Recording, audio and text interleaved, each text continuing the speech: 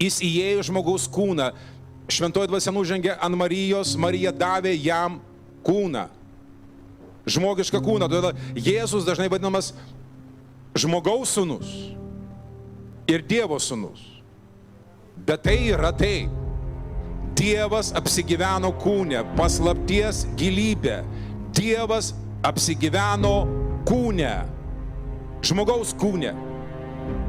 Dievas apsigyveno žmogaus kūne. Filipiečiams parašyta,